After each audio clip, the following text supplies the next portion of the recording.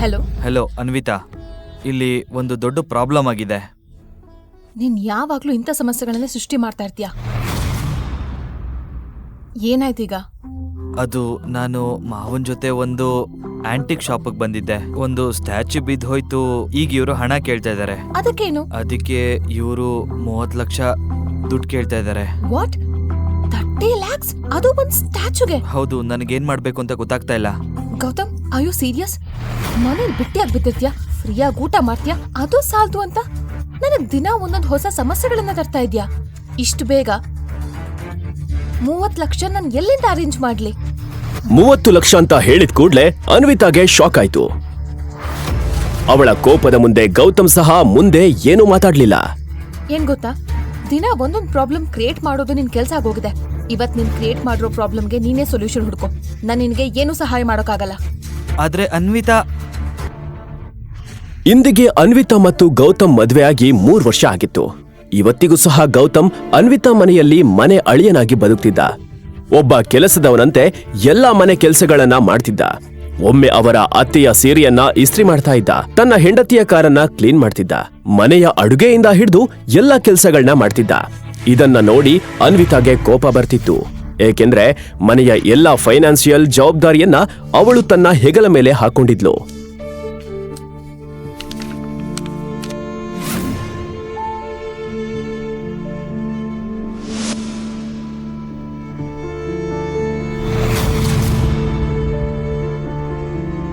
ಆದ್ರೆ ಅನ್ವಿತಾ, ಆ ಸ್ಟ್ಯಾಚ್ಯೂ ಒಡೆದಾಕಿದ್ದು ಮಾವ. ಇದರಲ್ಲಿ ನನ್ ತಪ್ಪೇನಿದೆ? ನಾನ್ ಹೇಳೋ ಮಾತನ್ನು ಕೂಡ ಕೇಳಿಸ್ಕೊಳ್ಳಿಲ್ಲ. ನಿನಗೆ ಎಕ್ಸ್ಪ್ಲೇನ್ ಮಾಡೋ ಮೊದ್ಲೇನೆ ನೀನ್ ಕಾಲ್ ಕಟ್ ಮಾಡ್ದೆ.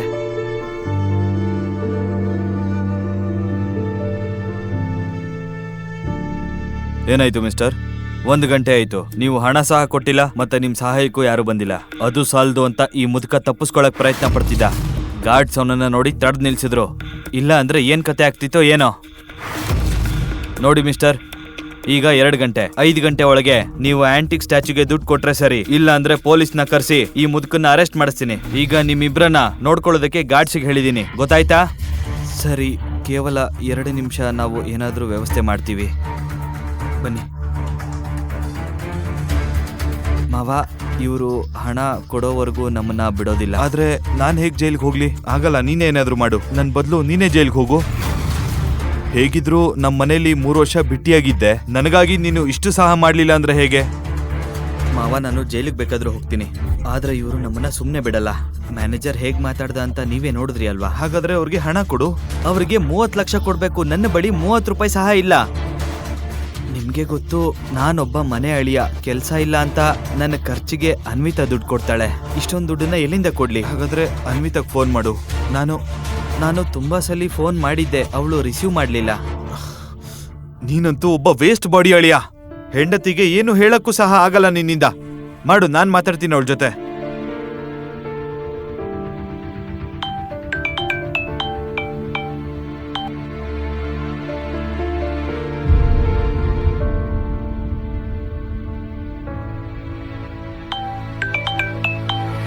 Gautam, are you mad?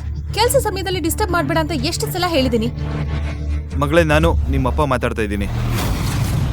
ಅಪ್ಪ? ಹೌದು ಮಗಳೇ, ನಾನೇ ಮಾತಾಡ್ತಾ ಇರೋದು. ಅದು ಮಿಸ್ ಆಗಿ ನಾನೊಂದು ಸ್ಟ್ಯಾಚ್ಯೂ ಹೊಡೆದಾಕ್ಬಿಟ್ಟೆ. ಹಣ ಕೊಡದೆ ಇದ್ರೆ ಇವರು ನನ್ನ ಜೈಲ್ಗೆ ಹಾಕ್ತಾರೆ.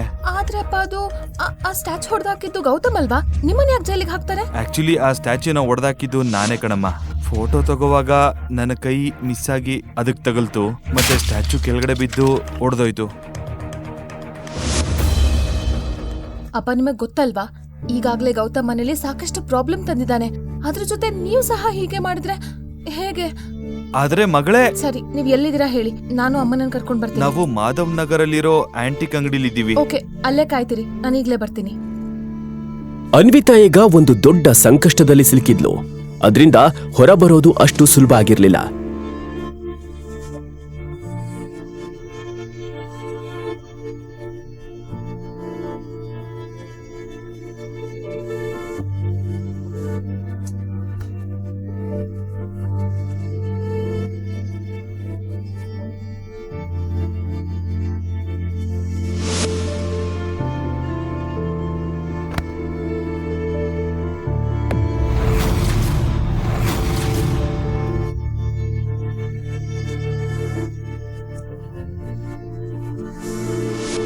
ಅನ್ವಿತಾಳ ತಂದೆ ಅನಿಲ್ ರಾಜ್ಗುರು ಒಂದು ಮನೆತನದ ಮಗ.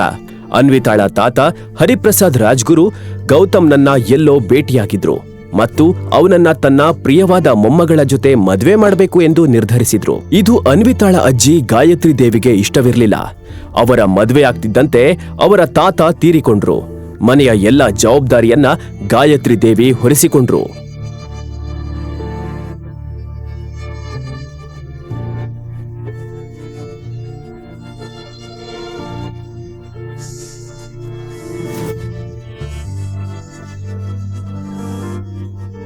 ಮನೆತನದ ಹೆಸರನ್ನ ಕಾಪಾಡಲು ಗೌತಮ್ ಮತ್ತು ಅವನ ಕುಟುಂಬದವರನ್ನ ತನ್ನ ಮನೆಯಿಂದ ಸಹ ಹೊರಗೆ ಕಳಿಸಿದ್ರು. ಇದನ್ನೆಲ್ಲ ಯೋಚಿಸಿ ಅನ್ವಿತಾ ಯಾವಾಗ್ಲೂ ದುಃಖಿಯಾಗಿ ಇರ್ತಿದ್ಲು.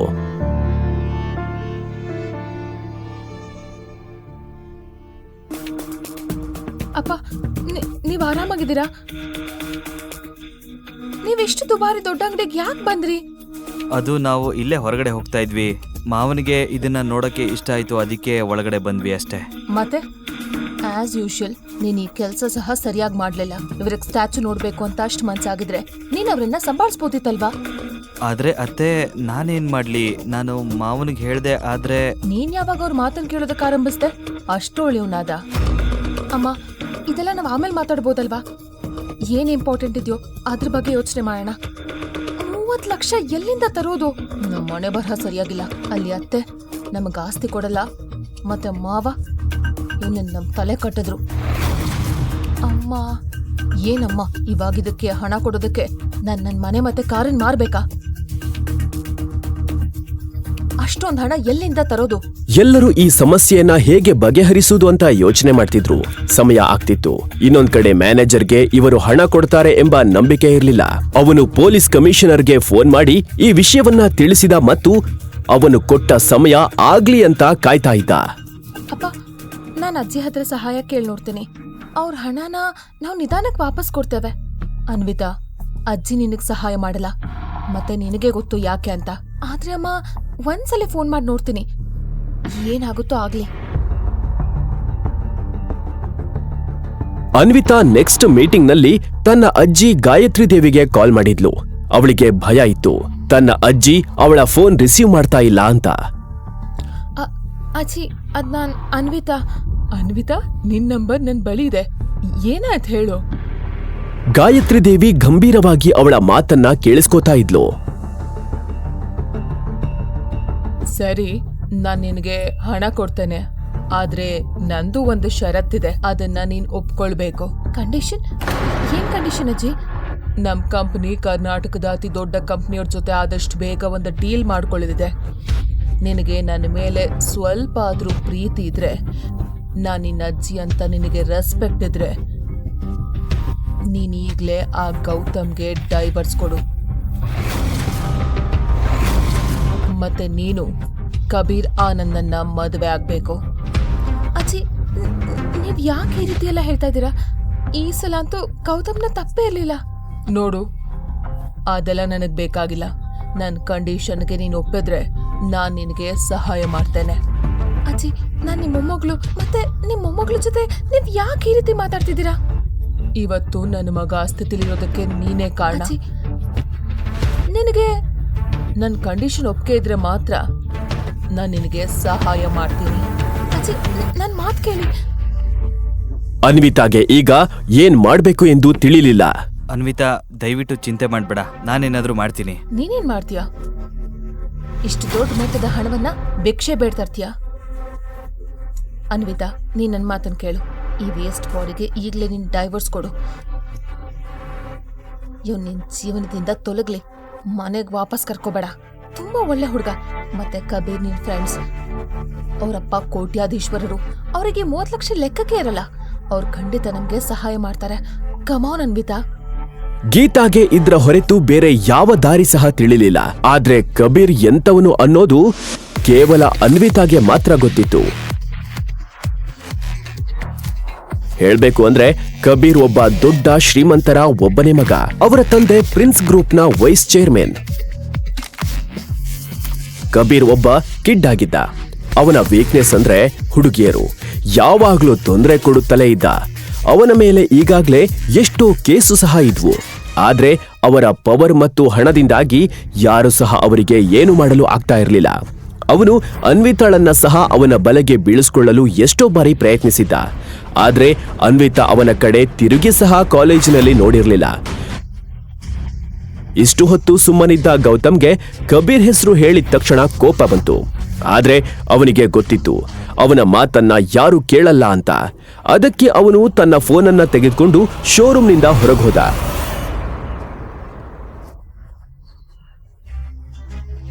ಶೋರೂಮ್ನಿಂದ ಹೊರಗ್ ನಿಂತು ಅವನು ಯಾವುದೋ ನಂಬರ್ ಡಯಲ್ ಮಾಡ್ದ.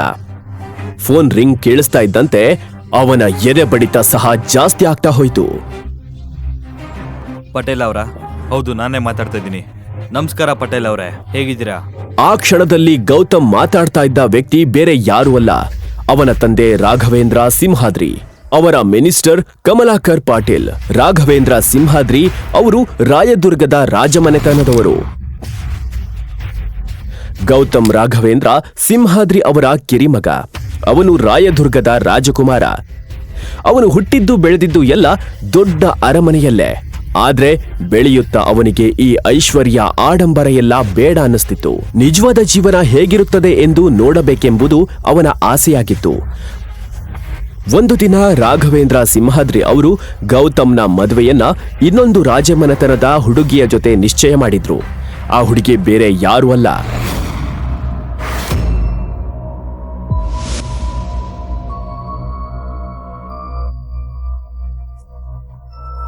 ಗೌತಮ್ನ ಬಾಲ್ಯ ಸ್ನೇಹಿತ ದೀಪಕ್ ಧರ್ಮರಾಜ್ ಅರಸ್. ಗೌತಮ್ ಅವಳನ್ನ ಪ್ರೀತಿಸ್ತಿರ್ಲಿಲ್ಲ. ಆದ್ರೆ ಅವನ ಮಾತನ್ನ ಯಾರೂ ಸಹ ಕೇಳಲಿಲ್ಲ. ಅದಕ್ಕೆ ಅವನು ಮದ್ವೆ ದಿನವೇ ಅಲ್ಲಿಂದ ಹೊರಟು ಹೋದ.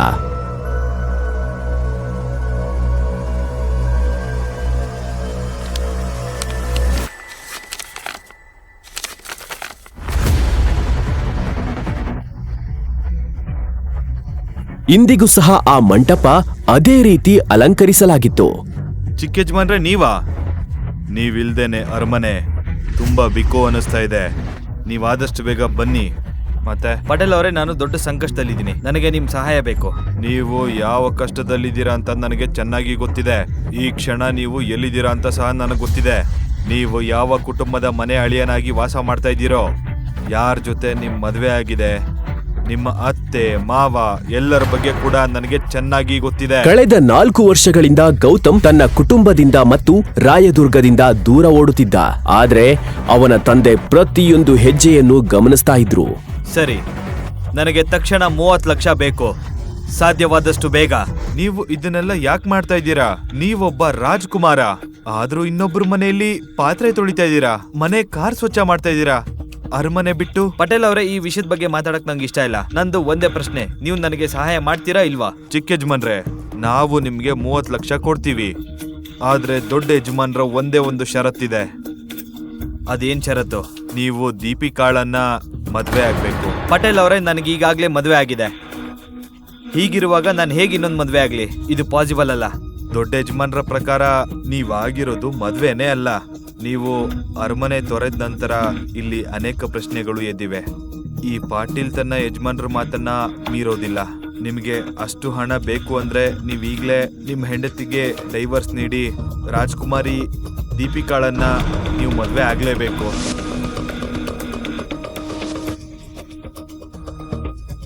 ಪಾಟೀಲ್ ಅವರಿಗೆ ಇಲ್ಲ ಅನ್ನುವ ಮೊದಲು ಗೌತಮ್ಗೆ ಅನ್ವಿತಾಳ ಚಿಂತೆಯಾಯಿತು. ಅವಳು ತನ್ನ ಜೀವನವನ್ನ ಪಣಕ್ಕಿಟ್ಟು ಆ ಕಬೀರ್ನ ಬಳಿ ಸಹಾಯ ಕೇಳಬೇಕಾಗಿತ್ತು.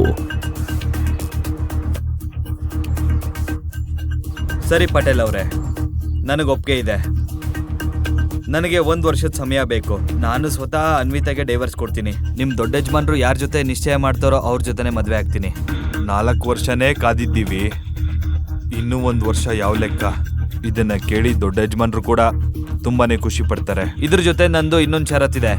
ಈ 30 ಲಕ್ಷದ ಜೊತೆಗೆ ನನಗೆ ಪ್ರಿನ್ಸ್ ಗ್ರೂಪ್ ಸಹ ಬೇಕು. Prince group? ಆದ್ರೆ ಯಾಕೆ? ಅದೆಲ್ಲ ಆಮೇಲೆ ಹೇಳ್ತೀನಿ.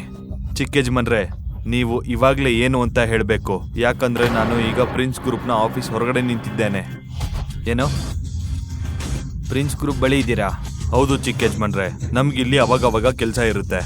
ನೀವು ಇಲ್ಲಿಗೆ ಬನ್ನಿ. ಅಷ್ಟರಲ್ಲಿ ಕಂಪನಿಯನ್ನ ಖರೀದಿ ಮಾಡೋದಕ್ಕೆ ಪ್ರಕ್ರಿಯೆ ಆರಂಭಿಸ್ತೀನಿ. ಸರಿ ಪಟೇಲ್ ಅವರೇ, ನಾನು ಈಗಲೇ ಬರ್ತೀನಿ. ಕಮಲಾಕರ್ ಪಾಟೀಲ್ ಹೇಗೆ ಕೆಲಸ ಮಾಡ್ತಾರೆ ಅನ್ನೋದು ಗೌತಮ್ಗೆ ಚೆನ್ನಾಗಿ ತಿಳಿದಿತ್ತು. ಕಮಲಾಕರ್ ಪಾಟೀಲ್ ಒಂದು ಸಾರಿ ಏನಾದರೂ ಹೇಳಿದ್ರೆ ಆ ರೀತಿ ಅವರು ಮಾಡೇ ಮಾಡ್ತಾರೆ. ಅವರ ಪ್ರಭಾವದ ಮುಂದೆ ದೊಡ್ಡ ದೊಡ್ಡ ಜನರು ಸಹ ಸುಮ್ನಿರ್ತಾ ಇದ್ರು. ನಾನು ಬೇಗ ಚೆಕ್ ಪಡಿಬೇಕು. ಅನ್ವಿತಾ ಕಬೀರ್ ಹತ್ರ ಹೋಗೋದನ್ನ ತಡೆಯೋದಕ್ಕೆ ಇದೊಂದೇ ದಾರಿ. ಅಣ್ಣ ಗಾಡಿ ನಿಲ್ಸು, ನಡಿ ಬೇಗ ಹೋಗು. ಗೌತಮ್ನನ್ನು ನೋಡ್ತಾ ಇದ್ದಂತೆ ಅವರ ಕಣ್ಣುಗಳಲ್ಲಿ ನೀರು ತುಂಬಿಕೊಂಡಿತು. ಅಣ್ಣ ನಿಲ್ಸು. ಕಳೆದ 4 ವರ್ಷಗಳಿಂದ ಜಗತ್ತು ಗೌತಮ್ನನ್ನ ಸಾಮಾನ್ಯ ವ್ಯಕ್ತಿಯಂತೆ ನೋಡಿತ್ತು. ಆದ್ರೆ ಪಟೇಲ್ ಅವರಿಗೆ ಮಾತ್ರ ಸತ್ಯ ಗೊತ್ತಿತ್ತು. ಗೌತಮ್ ಎಷ್ಟು ಸಂಪತ್ತಿನ ಮಾಲೀಕನಾಗಿದ್ದನು ಅಂದ್ರೆ ಪ್ರಿನ್ಸ್ ಗ್ರೂಪ್ ತರಹದ 10 ಕಂಪನಿಗಳನ್ನ ಕಣ್ಣು ಮಿಟಿಕಿಸುವುದರೊಳಗೆ ಖರೀದಿಸುವಷ್ಟು. ಪಟೇಲ್ ಅವರೇ, ಕಂಪನಿ ಖರೀದಿ ಪ್ರಕ್ರಿಯೆ ಮುಗಿತಾ? ನಿಮ್ಮ ಕರೆ ಬಂದ ತಕ್ಷಣವೇ ನಾನೆಲ್ಲ ಫಾರ್ಮಾಲಿಟೀಸು ಮುಗಿಸಿದ್ದೀನಿ. ಈಗ ನಿಮ್ಮ ಸಹಿ ಮಾತ್ರ ಬಾಕಿ ಇದೆ.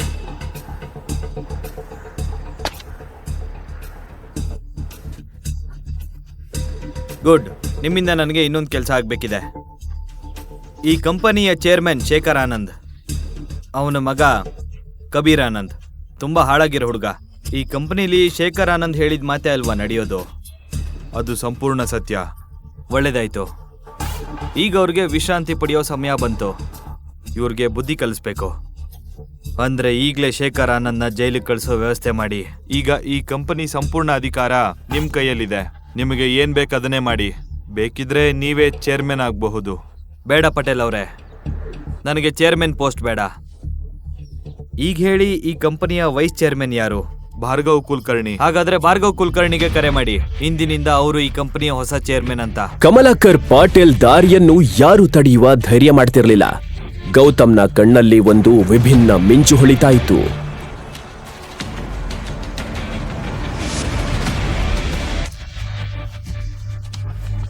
ಗೌತಮ್ಗೆ ಅನ್ವಿತಾಳ ಚಿಂತೆಯಾಯಿತು. ಅವಳು ತನ್ನ ಜೀವನವನ್ನ ಪಣಕ್ಕಿಟ್ಟು ಆ ಕಬೀರ್ನ ಬಳಿ ಸಹಾಯ ಕೇಳಬೇಕಾಗಿತ್ತು.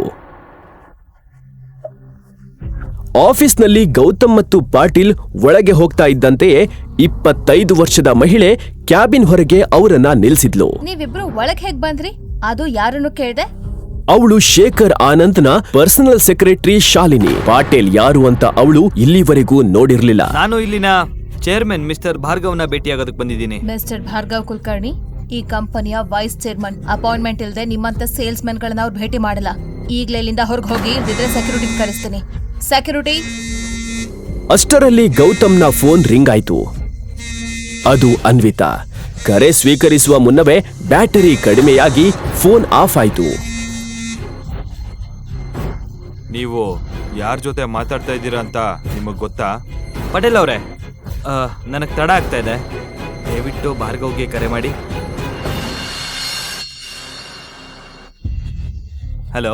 ಭಾರ್ಗವ್ ಕುಲಕರ್ಣಿಗೆ ಪಾಟೀಲ್ ಅವರ ಬಗ್ಗೆ ಚೆನ್ನಾಗಿ ಗೊತ್ತಿತ್ತು. ಎಲ್ಲವನ್ನೂ ಬಿಟ್ಟು ತಕ್ಷಣ ಕ್ಯಾಬಿನ್ನಿಂದ ಹೊರಗೆ ಓಡಿ ಬಂದ್ರು. ನೋಡಿ, ನಾನ್ ನಿಮ್ಗೆ ಕೊನೆ ಎಚ್ಚರಿಕೆ ಕೊಡ್ತಾ ಇದ್ದೀನಿ. ಮಿಸ್ ಶಾಲಿನಿ, ನೀವು ಯಾರ ಜೊತೆ ಹೀಗೆ ಮಾತಾಡ್ತಾ ಇದ್ದೀರಾ? ಸಾರಿ ಸರ್, ಆದ್ರೆ ಶಟ್ ಅಪ್. ನಿನ್ನ ವರ್ತನೆ ನಿನ್ನ ಕೆಲಸದಿಂದ ತೆಗೆದುಹಾಕ್ಬೋದು ಅನ್ನೋದು ನಿನಗೆ ಗೊತ್ತಾ? ಆಫೀಸ್ನಲ್ಲಿ ಶಾಲಿನಿಗೆ ಈ ರೀತಿಯ ಅವಮಾನ ಇದೇ ಮೊದಲ ಬಾರಿ ಆಗಿತ್ತು. ಅವಳು ಫೋನ್ ಮೂಲಕ ಎಲ್ಲವನ್ನ ಶೇಖರ್ ಆನಂದ್ಗೆ ವಿವರಿಸಿದ್ಲು. ಇತ್ತ ಗೌತಮ್ ಪಟೇಲ್ ಅವರ ಜೊತೆ ಆಫೀಸ್ ಫಾರ್ಮಾಲಿಟೀಸ್ ಮುಗಿಸುವುದರಲ್ಲಿ ತೊಡಗಿದ್ದ. ಅಷ್ಟರಲ್ಲಿ ಅವನ ಕಣ್ಣು ಗಡಿಯಾರದ ಮೇಲೆ ಬಿದ್ದಿತ್ತು. ಈಗಾಗಲೇ 4 ಗಂಟೆ ಆಗಿತ್ತು. ಅವನ ಬಳಿ ಕೇವಲ 1 ಗಂಟೆ ಸಮಯ ಮಾತ್ರ ಉಳಿದಿತ್ತು. ಅವನು ಎಲ್ಲಾ ಡಾಕ್ಯುಮೆಂಟ್ಸ್ಗಳಿಗೆ ಸಹಿ ಹಾಕಿ ಹೊರಗೆ ಹೋಗ್ತಾ ಇದ್ದಂತೆ ಅಲ್ಲಿ ಯಾರೋ ಒಬ್ಬ ವ್ಯಕ್ತಿ ನಿಂತಿದ್ದ ಮತ್ತು ಅವನ ಕಣ್ಣುಗಳು ಕೋಪದಿಂದ ತುಂಬಿತ್ತು. ಇಲ್ಲಿ ಏನಾಗ್ತಾ ಇದೆ? ಆದ್ರೆ ಭಾರ್ಗವ್, ನೀನ್ ನಿನ್ನ ಚೇರ್ಮನ್ ಅನ್ಕೊಂಡಿದ್ಯಾ? ಶಾಲಿನಿನ ಯಾಕೆ ಫೈರ್ ಮಾಡ್ದೆ? ಅವಳು ನನ್ನ ಅಸಿಸ್ಟೆಂಟ್ ತಾನೆ. ನಿನಗೆ ಎಷ್ಟು ಧೈರ್ಯ ಈ ರೀತಿ ಮಾಡೋಕೆ? ಹೇಳು. ಈ ಅಧಿಕಾರನ ನಾನು ಮಿಸ್ಟರ್ ಭಾರ್ಗವ್ಗೆ ಕೊಟ್ಟಿದ್ದೀನಿ. ಇಂದಿನಿಂದ ಅವರೇ ಈ ಕಂಪನಿಯ ಚೇರ್ಮನ್. ಹೌದಾ? ಹಾಗಾದ್ರೆ ನೀವ್ ಯಾರು ಅಂತ ನಾನು ಕೇಳ್ಬಹುದಾ? ನನ್ನ ಪರ್ಮಿಷನ್ ಇಲ್ದೆ ಒಳಗಡೆ ಹೇಗ್ ಬಂದ್ರಿ ನೀವು? ನಾನು ಕಮಲಾಕರ್ ಪಟೇಲ್. ಆ ಹೆಸರು ಹೇಳ್ತಾ ಇದ್ದಂತೆ ಶೇಖರ್ ಆನಂದ್ಗೆ ಭೂಕಂಪವಾದಂತೆ ಭಯ ಆಯಿತು.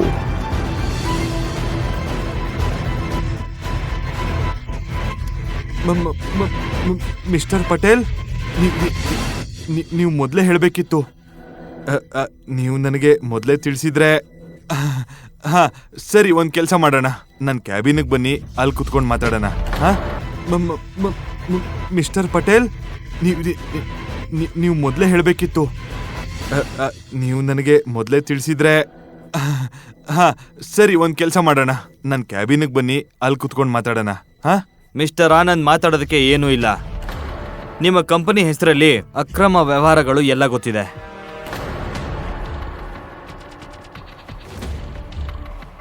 ತಗೊಳ್ಳಿ.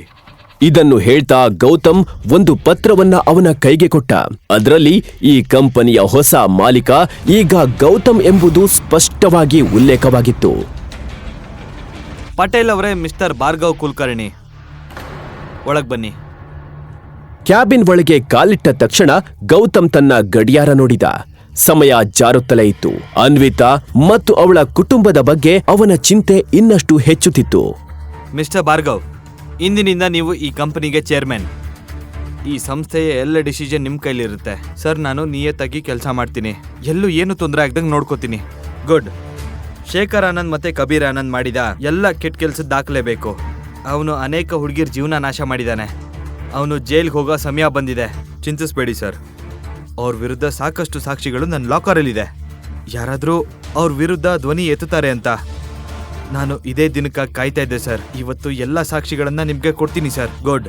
ಪಟೇಲ್ ಅವರೇ, ನನಗೆ ತಡ ಆಗ್ತಾ ಇದೆ, ದಯವಿಟ್ಟು ನನ್ನ ಚೆಕ್ ಕೊಡಿ. ತಗೊಳ್ಳಿ. Thank you.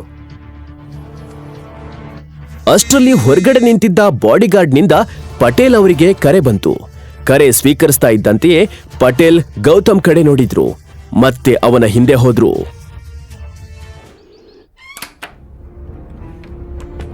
ಚಿಕ್ಕ ಯಜಮಾನ್ರೆ, ಅನ್ವಿತಾ ಈಗಷ್ಟೇ ಕಬೀರ್ ಆನಂದ್ ಕ್ಯಾಬಿನ್ಗೆ ಹೋಗಿದ್ದಾಳೆ.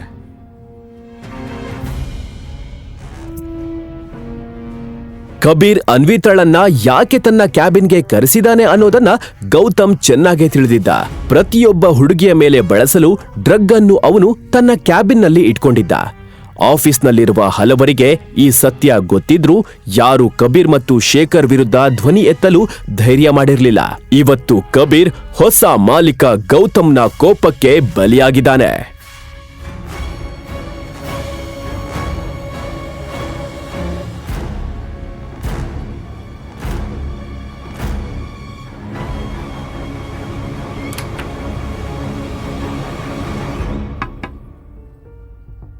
ಕಮಿನ್. ಪಟೇಲ್ ಹೇಳಿದ ಮಾತನ್ನ ಕೇಳ್ತಾ ಇದ್ದಂತೆಯೇ ಗೌತಮ್ ಚೆಕ್ ತಗೊಂಡು ಕಬೀರ್ನ ಕ್ಯಾಬಿನ್ ಕಡೆ ಹೊರಟ. ನೀವು ಎಲ್ಲಿಗೂ ಹೋಗ್ಬೇಕಾಗಿಲ್ಲ. ಈ ವಿಷಯದ ಬಗ್ಗೆ ಚಿಕ್ಕ ಯಜಮಾನ್ರು ಸ್ವತಃ ನೋಡ್ಕೊಳ್ತಾರೆ. ಮತ್ತೆ ನೆನ್ಪಿರ್ಲಿ, ಚಿಕ್ಕ ಯಜಮಾನ್ರ ನಿಜವಾದ ಗುರ್ತನ್ನ ಯಾರಿಗೂ ಬಹಿರಂಗ ಪಡಿಸ್ಬಾರ್ದು. ಸರಿ ಪಟೇಲ್ ಅವರೇ. Anvita, come sit. ಸೊ ಏನಿಲ್ಲಿ? ಅನ್ವಿತಾ ಕಬೀರ್ನ ಕ್ಯಾಬಿನ್ ಒಳಗೆ ಹೋಗ್ತಾ ಇದ್ದಂತೆಯೇ ಇಡೀ ಪರಿಸ್ಥಿತಿಯನ್ನ ಅವನಿಗೆ ವಿವರಿಸಿದ್ಲು. ಇತ್ತ ಗೌತಮ್ನ ಕಣ್ಣಲ್ಲಿ ಅಶಾಂತಿ ಹೆಚ್ಚುತ್ತಲೇ ಇತ್ತು. ಅನ್ವಿತಾ, ಇಷ್ಟು ದೊಡ್ಡ ವಿಷಯ ಆಗಿದೆ, ಈಗ ಹೇಳ್ತಾ ಇದೀಯಾ? ಮೊದಲೇ ಹೇಳಬೇಕಿತ್ತು ಅಲ್ವಾ? ತಗೋ ಇದನ್ನ ಕುಡಿ. ಇಲ್ಲ ಕಬೀರ್, ನಾನು ಕುಡಿಯೋದಿಲ್ಲ. ಏನ್ ಹೇಳ್ತಾ ಇದೀಯಾ? ಇಷ್ಟು ದೂರ ಬಂದಿದ್ಯಾ, ಒಂದ್ ಡ್ರಿಂಕ್ ಸಹ ಮಾಡಲ್ವಾ? ಇಲ್ಲ ಕಬೀರ್, ನಾನು ಹಣ ತೆಗೆದುಕೊಂಡು ಈಗಲೇ ಬೇಗ ಅಂಗಡಿಗೆ ಹೋಗ್ಬೇಕು. ಓ ಹೌದಾ? ನಿನ್ ತಂದೆ ನೀನ್ ಕಾಯ್ತಾ ಇರಬೇಕು ಅಲ್ವಾ? ನಾನು ಈಗಲೇ ಚೆಕ್ ಕೊಡ್ತೀನಿ. ವೆಯ್ಟ್.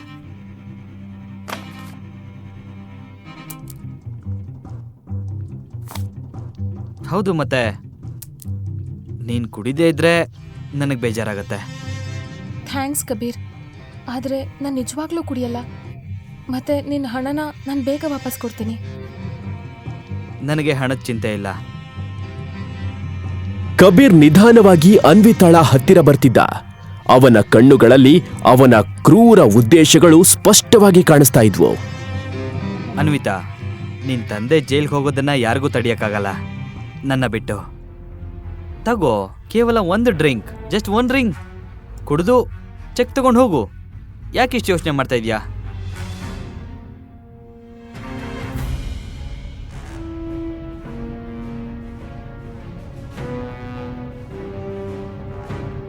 ಕಬೀರ್, ನಾನು ಈ ಡ್ರಿಂಕ್ ಮುಗಿಸಿದ್ರೆ ನೀನ್ ಖಂಡಿತ ಚೆಕ್ ಕೊಡ್ತೀಯಾ? ಖಂಡಿತ. ನನಗೆ ಹಣ ದೊಡ್ಡ ವಿಷಯನೇ ಅಲ್ಲ. Have it. ತನ್ನ ಮನಸ್ಸಿನಲ್ಲಿ ಅವನು ಈಗಾಗ್ಲೇ ಅನ್ವಿತಾಳ ಜೊತೆಗೆ ರಾತ್ರಿಯನ್ನು ಕಳೆಯುವ ಯೋಜನೆ ರೂಪಿಸಿದ್ದ. ಅನ್ವಿತಾಗೆ ಬೇರೆ ದಾರಿಯೇ ಇರಲಿಲ್ಲ. ಆದ್ರೆ ಗ್ಲಾಸ್ ಅವಳ ತುಟಿಗಳಿಗೆ ತಾಕುವ ಮೊದಲು ಬಾಗಿಲಿನಿಂದ ಭಾರಿ ಸದ್ದು ಕೇಳಿಸಿತು. ಅನ್ವಿತಾ ಕೈಯಲ್ಲಿ ಗ್ಲಾಸ್ ನೋಡಿ ಗೌತಮ್ಗೆ ತುಂಬಾ ಕೋಪ ಬಂತು. ಯಾರ ನೀನು? ನಿನ್ನ ಒಳಗೆ ಯಾರು ಬಿಟ್ಟಿದ್ದು? ಗೌತಮ್, ಗೌತಮ್, ನೀನ್ ಇಲ್ಲೇನ್ ಮಾಡ್ತಿದ್ಯಾ? ನಾನು ಇಲ್ಲಿ ಸರಿಯಾದ ಸಮಯಕ್ಕೆ ಬರ್ದೇ ಇದ್ರೆ ಇವನ್ ಏನ್ ಮಾಡ್ತಿದ್ನೋ ಗೊತ್ತಿಲ್ಲ. ಗೌತಮ್, ನೀನ್ ಏನೇನ್ ಮಾತಾಡ್ತಿದ್ಯಾ? ನಾನಿಲ್ಲಿ ಕಬೀರ್ನ ಬಳಿ ಹಣ ಕೇಳೋದಕ್ ಬಂದಿದ್ದೀನಿ. ಅನ್ವಿತಾ, ನಿಂಗೆ ಗೊತ್ತಿಲ್ಲ ಇವನೆಂತ ಮನುಷ್ಯ ಅಂತ. ಏಯ್, ಜಾಸ್ತಿ ಆಯ್ತು ನಿಂದು. ಯಾರ ಹತ್ರ ಮಾತಾಡ್ತಾ ಇದ್ಯಾ? ಒಂದು ಬಿಟ್ಟೆ ಅಂದ್ರೆ. ಕಬೀರ್, ಇವ್ ನನ್ ಗಂಡ. ಓ, ಇವನೇ ನಮ್ಮ ಮನೆ ಅಳಿಯಾ? ಅನ್ವಿತಾ, ಇವನಿಗೆ ಹೇಳು ಈಗ್ಲೇ ಇವನು ನನ್ನ ಕಾಲಕ್ಕೆ ಬಿದ್ದು ಕ್ಷಮೆ ಕೇಳಬೇಕು. ಇಲ್ಲ ಅಂದ್ರೆ ಇವನ್ ಜೀವಂತವಾಗಿ ಇಲ್ಲಿಂದ ಹೋಗಲ್ಲ. ಮತ್ ನೀನು ಈ ಚೆಕ್ನ ಮರ್ತು ಬಿಡು.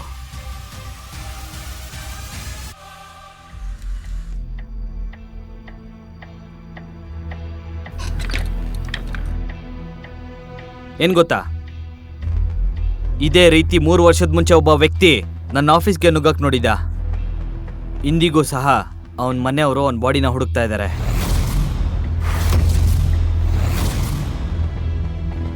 ಗೌತಮ್, ಗೌತಮ್, ಪ್ಲೀಸ್ ಪ್ಲೀಸ್ ಕಬೀರ್ ಹತ್ರ ಸಾರಿ ಕೇಳು. ಅನ್ವಿತಾ ಇವನ ಹತ್ರ ಸಾರಿ ಕೇಳ್ಬೇಕಾ? ಸಾಧ್ಯ ಇಲ್ಲ, ಅದರ ಅವಶ್ಯಕತೆನೂ ಇಲ್ಲ. ಸುಮ್ಮನೆ ಏನೋ ಹೇಳ್ತಾ ಇದ್ದಾನೆ. ಇವನು ಬೊಗಳೋ ನಾಯಿ ಅಷ್ಟೇ, ಕಚ್ಚಲ್ಲ. ನಾಯಿ. ಕಬೀರ್, ಈ ನಾಯಿ ಏನ್ ಮಾಡುತ್ತೆ ಅಂತ ನೋಡು. ಇವತ್ತು ನಿನ್ ಚರ್ಮ ಸುಲ್ದಿಲ್ಲ ಅಂದ್ರೆ ನನ್ನ ಹೆಸರು ಕಬೀರೇ ಅಲ್ಲ. ಗೌತಮ್. ಹಲೋ ಇನ್ಸ್ಪೆಕ್ಟರ್, ಈಗಲೇ ನೀವು ಪ್ರಿನ್ಸ್ ಗ್ರೂಪ್ ಆಫೀಸ್ಗೆ ಬನ್ನಿ. ಇಲ್ಲೊಬ್ಬನ್ ಚರ್ಮ ಸುಲಿಯೋದಿದೆ. ಮತ್ತೆ ಅನ್ವಿತಾ, ಈ ಚೆಕ್ನ ನೀನು ಮರ್ತು ಬಿಡು.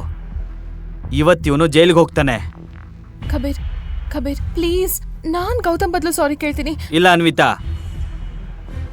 ಇವತ್ತಿವನು ಜೈಲಿಗೆ ಹೋಗ್ತಾನೆ. ಫೈನಲಿ ನೀನು ನನ್ನೊಳಗ್ತೀಯ. ಗೌತಮ್, ನೀನ್ ಏನ್ ಮಾಡ್ತಿದ್ಯಾ ಗೊತ್ತಾ ನಿನಗೆ? You are finished man. ನನ್ನೇ ಹೊಡಿತೀಯ. ನಿನಗಿದೆ ಹಬ್ಬ.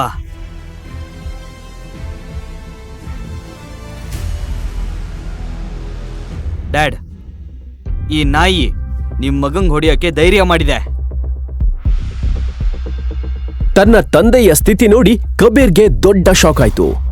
ಎಲ್ಲಿ ಏನಾಗ್ತಿದೆ ಅಂತ ಯೋಚನೆ ಮಾಡುವ ಮೊದಲೇ ಕಾನ್ಸ್ಟೇಬಲ್ ಕಬೀರ್ಗೂ ಸಹ ಕೋಳವನ್ನ ತೊಡಿಸಿದ್ರು ಮತ್ತು ಮೊಣಕಾಲಿನ ಮೇಲೆ ನಿಲ್ಲಿಸಿದ್ರು.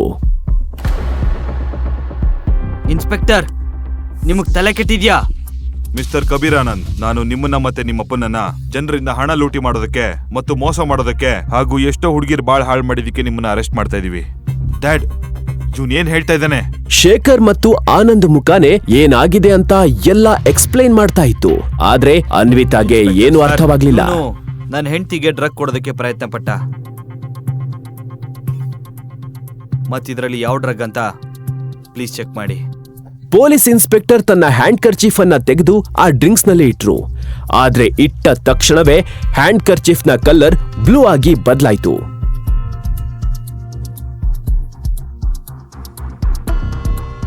ಹೌದು, ನೀವ್ ಹೇಳ್ತಾ ಇರೋದು ನಿಜ.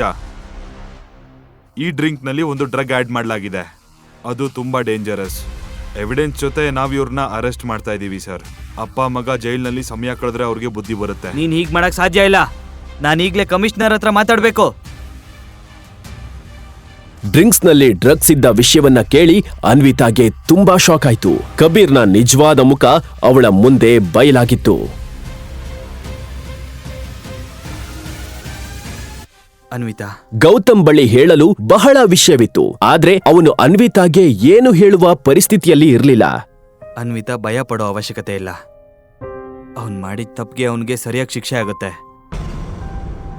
ಗೌತಮ್ ಅವನ ಜೇಬಿನಿಂದ 30 ಲಕ್ಷದ ಚೆಕ್ ಅನ್ನ ತೆಗೆದುಕೊಂಡು ಅನ್ವಿತಾಗೆ ಕೊಟ್ಟ. ಇಲ್ಲೋಡು, ಮಾವನ್ನ ಬಿಡಿಸೋದಕ್ಕೆ ನಾನು ಹಣ ಅರೇಂಜ್ ಮಾಡಿದ್ದೀನಿ. ಆದ್ರೆ ಇಷ್ಟ ಹಣ ಇಷ್ಟು ಬೇಗ ಹೇಗೆ ಅರೇಂಜ್ ಮಾಡ್ದೆ?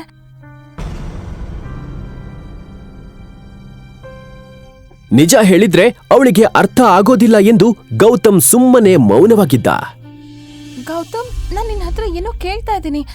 ನಿನಗೆ ಈ ಚೆಕ್ಕನ್ನ ಯಾರು ಕೊಟ್ರು? ಅದು ನನಗೆ ಇದನ್ನ ನನ್ನ ಸ್ನೇಹಿತ ಕೊಟ್ಟ. ಅವನ ಕಂಪನಿ ತುಂಬಾ ಪ್ರಾಫಿಟ್ ಅಲ್ಲಿತ್ತು, ಅದಕ್ಕೆ ಅವನ ಹತ್ರ ಸಾಲ ತಗೊಂಡೆ.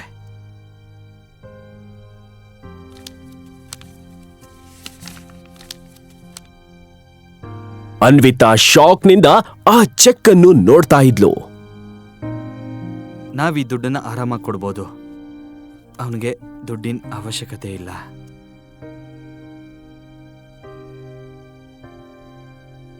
ಅನ್ವಿತಾ, 40 ನಿಮಿಷ ಬಾಕಿ ಇದೆ. ನಾವು ಶೋರೂಮ್ಗೆ ಹೋಗ್ಬೇಕು. ಎಲ್ಲ ಕಾಯ್ತಾ ಇರ್ತಾರೆ. ಇನ್ನೊಂದ್ ಕಡೆ ಅನ್ವಿತಾಳ ಅಮ್ಮ ಮತ್ತು ಅಪ್ಪ ಅದೇ ಶಾಪ್ನಲ್ಲಿದ್ರು. ಅವರ ಸುತ್ತ ಗಾರ್ಡ್ಸ್ಗಳು ನಿಂತಿದ್ರು. ಎಲ್ಲರಿಗೂ ಮ್ಯಾನೇಜರ್ನ ಕಮಾಂಡ್ ಕಡೆ ಗಮನವಿತ್ತು. ಅದರ ಜೊತೆ ಮ್ಯಾನೇಜರ್ ಕಮಿಷನರ್ಗೆ ಫೋನ್ ಮಾಡಿ ಶಾಪ್ಗೆ ಬರುವಂತೆ ಹೇಳಿದ. 10 ನಿಮಿಷ ಮಾತ್ರ ಬಾಕಿ ಇದೆ. ನಿಮ್ಮ ಮಗಳು ಮತ್ತೆ ಅಳಿಯ ಯಾರು ಸಹ ವಾಪಸ್ ಬಂದಿಲ್ಲ. ನಿಮ್ಗೆ ಹಣ ಕೊಡಕ್ಕಾಗ್ಲಿಲ್ಲ ಅಂದ್ರೆ ನೀವು ಜೈಲ್ಗೆ ಹೋಗೋದಕ್ಕೆ ತಯಾರಾಗಿ. ಅನ್ವಿತಾ ಮಗಳೇ, ಹಣದ ವ್ಯವಸ್ಥೆ ಆಯ್ತಾ? ನನ್ನ ಜೀವ ನನ್ನ ಬಾಯಿಗೆ ಬಂದಿದೆ. ಅಮ್ಮ, ಡೋಂಟ್ ವರಿ, ಚೆಕ್ ಇಲ್ಲಿದೆ.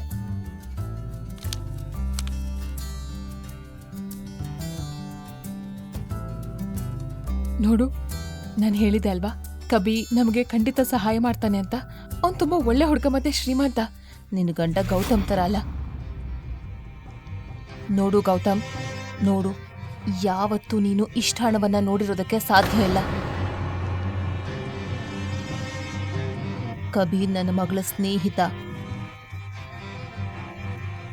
ನೀನಿವತ್ತೇ ಅವಳಿಗೆ ಡೈವರ್ಸ್ ಕೊಡು.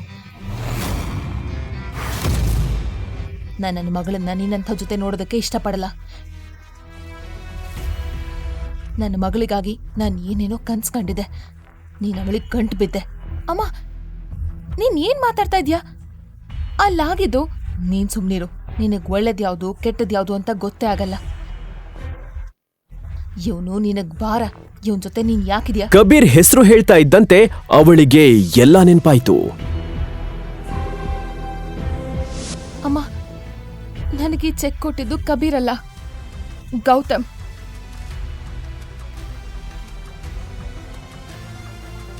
ಹೌದಾ? ಇವನಿಗಂತ ಯಾರು ಸ್ನೇಹಿತರಿದ್ದಾರೆ? ಈಗ್ಲೇ ಅದ್ ಯಾರು ನಿನ್ ಸ್ನೇಹಿತನಿಗೆ ಫೋನ್ ಮಾಡು. ನಿನ್ ಸ್ನೇಹಿತ ಅಂದಲ್ಲ. ಗೌತಮ್ಗೆ ಏನ್ ಹೇಳ್ಬೇಕು ಅಂತ ತಿಳಿಲಿಲ್ಲ. ಅವನು ಆ ಕಡೆ ಈ ಕಡೆ ನೋಡ್ತಿದ್ದ ಮತ್ತು ಗೀತಾ ಅವನನ್ನೇ ಗುರಾಯಿಸ್ತಾ ಇದ್ಲು. ಗೌತಮ್ ಅವರಿಗೆ ಏನ್ ಸತ್ಯವನ್ನ ಹೇಳ್ತಾನೆ ಮತ್ತು ಅವರಿಗೆ ಹೇಗ್ ವಿವರಿಸ್ತಾನೆ? ಮಾಡು, ನಿನ್ ಸ್ನೇಹಿತ ಅದು ಅಂದಲ್ಲ. ಅವನು ಇವಾಗ ಟ್ರಾವೆಲ್ ಮಾಡ್ತಾ ಇದ್ದಾನೆ. ಅವರ ಅಸಿಸ್ಟೆಂಟ್ ನಂಗೆ ಚೆಕ್ ಕೊಟ್ಟಿದ್ದು. ನೀವು ನಿಮ್ಮ ಮನೆಗೆ ಹೋಗಿ ಡ್ರಾಮಾ ಮಾಡಿ ನನಗೆ ಚೆಕ್ ಕೊಡಿ. ಹಾ, ತಗೊಳ್ಳಿ ಚೆಕ್.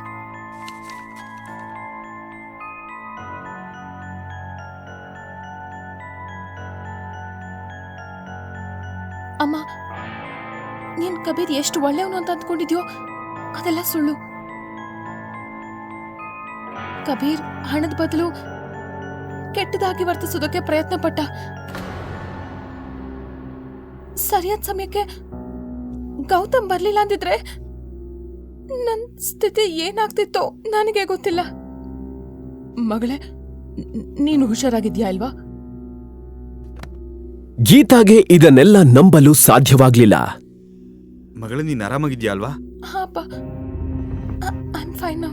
ಈಗ ನಾವು ಯೋಚನೆ ಮಾಡ್ಬೇಕಾಗಿರೋದೇನಂದ್ರೆ, ಈ ಗೌತಮ್ ಇಷ್ಟು ಹಣ ಹೇಗ್ ತಂದ? ಹೋಗ್ಲಿ ಬಿಡು, ನನಗದೆಲ್ಲ ಬೇಕಾಗಿಲ್ಲ. ಜೀವನದಲ್ಲಿ ಮೊದಲನೇ ಬಾರಿ ಇವನು ಒಳ್ಳೆ ಕೆಲಸ ಮಾಡಿದಾನೆ. ಗೊತ್ತಿಲ್ಲ ಅದೇನ್ ಒಳ್ಳೆ ಕೆಲಸ ಮಾಡಿದವನಂತ. ಹಣ ವಾಪಸ್ ಕೊಡ್ಲೇಬೇಕಲ್ವಾ?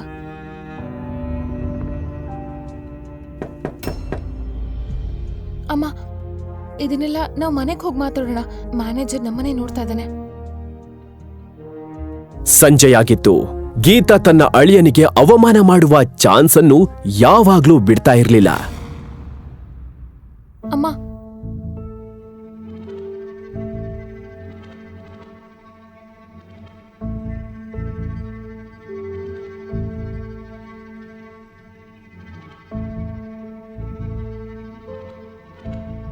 ಇಲ್ಲಿ ಸುಮ್ಮನೆ ನಿಂತ್ಕೋಬೇಡ, ನನಗೆ ಹೋಗಿ ಟೀ ತಗೊಂಡ್ ಬಾ. ಹಾಂ ಅತ್ತೆ. ಹಾ, ಆಮೇಲೆ ಏಲಕ್ಕಿ ಸ್ವಲ್ಪ ಕಡಿಮೆ ಹಾಕು. ನಿಮ್ಮಪ್ಪ ನನಗೆ ಯಾವುದೋ ಖಜಾನೆ ಕೊಟ್ಟಿಲ್ಲ, ಗೊತ್ತಾಯ್ತಾ? ಹಾಂ ಅತ್ತೆ. ಗೌತಮ್ ಇದನ್ನ ಕೇಳಿಸಿಕೊಂಡು ತನ್ನೊಳಗೆ ನಕ್ಕ. ಅನ್ವಿತಾಳ ತಾತ ಹರಿಪ್ರಸಾದ್ ರಾಜಗುರುಗೆ ಬಿಸ್ನೆಸ್ ಶುರು ಮಾಡಲು ಸಿಂಹಾದ್ರಿಯೇ ಹಣ ನೀಡಿತು. ಏಕೆಂದ್ರೆ ಪಾಟೀಲ್ ತರಹ ರಾಜಗುರು ಪೂರ್ವಜರು ಸಹ ಸಿಂಹಾದ್ರಿ ಮನೆತನದಲ್ಲಿ ಕೆಲಸ ಮಾಡ್ತಿದ್ರು. ಏನ್ ನಗ್ತಾ ಇದ್ಯಾ? ಟೀ ಮಾಡಲ್ವಾ? ಕೇಳು, ಟೀ ಚೆನ್ನಾಗಿಲ್ಲ ಅಂದ್ರೆ ನಿನ್ನ ಮುಖದ ಮೇಲಿರುತ್ತೆ. Okay, thank you so much Anvita. ಆದ್ರೆ ಈ ಹಣದ ಬಗ್ಗೆ ಏನ್ ಮಾಡೋದು? ಗೌತಮ್ ಹಣ ಏನ್ ತಂದಿದ್ದಾನೆ, ಆದ್ರೆ ವಾಪಸ್ ಕೊಡ್ಬೇಕಲ್ವಾ? ನನಗಂತೂ ಏನ್ ಮಾಡ್ಬೇಕು ಅಂತ ಗೊತ್ತಾಗ್ತಾ ಇಲ್ಲ.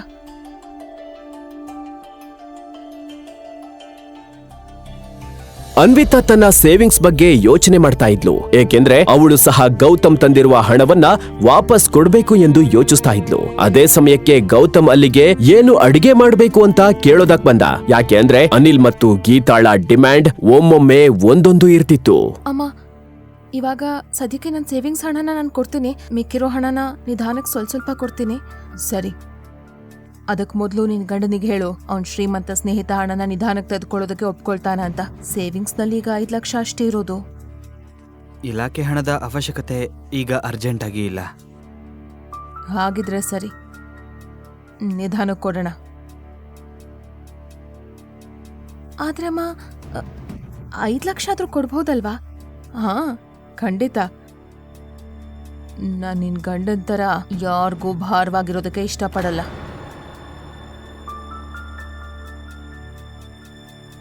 ಗೌತಮ್, ನಿನ್ ಸ್ನೇಹಿತನಿಗೆ ನೀನ್ ಹಣ ವಾಪಸ್ ಕೊಡುವಾಗ ನನ್ನ ಕಡೆಯಿಂದ ಥ್ಯಾಂಕ್ಸ್ ಹೇಳು. ಅವ್ರು ನಮ್ಗೆ ತುಂಬಾ ಸಹಾಯ ಮಾಡಿದ್ದಾರೆ.